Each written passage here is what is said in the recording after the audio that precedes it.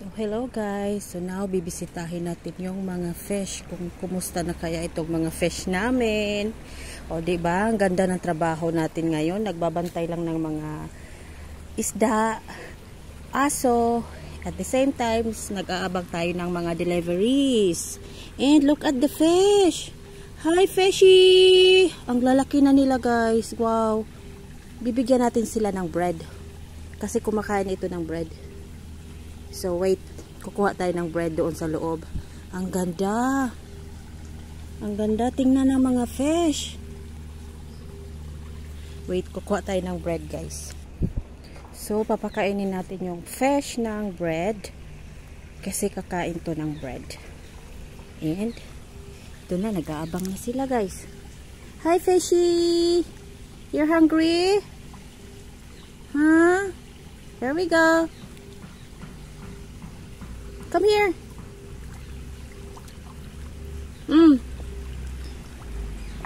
Hala, cute.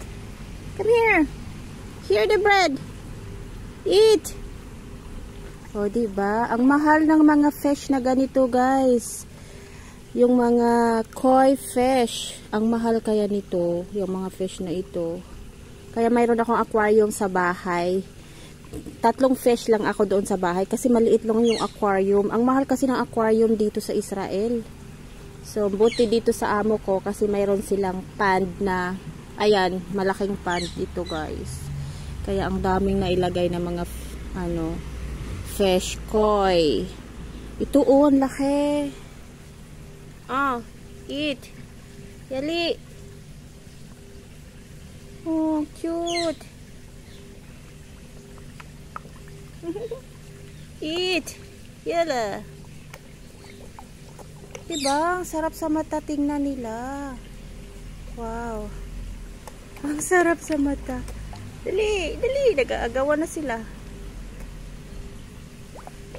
Laki. Malagdak. Ang laki nito.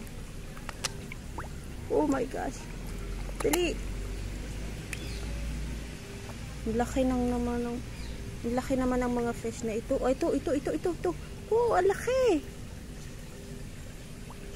Wow. Sarap. Wow. Here, come here. Sarap tingnan. Eat. You guys are hungry, huh?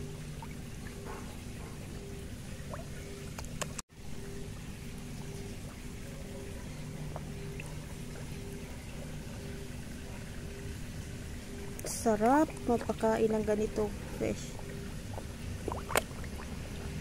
Oh my gosh! Ang sarap!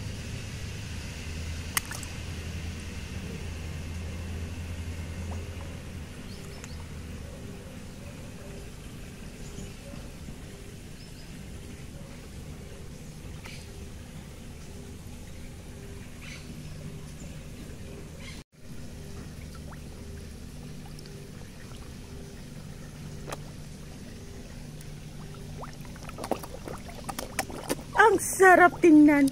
Oh my goodness. Wow.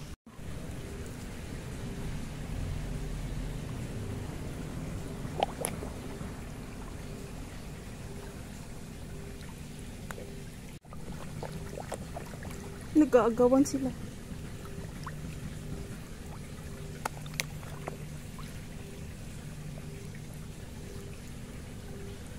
Diba guys, ang mahal ng mga koi fish. Pero yung amo ko guys, ang dami niyang koi fish. Siguro mga na to siya. Mga 20, 30. Dami nila. As in. Thank you. Bye bye.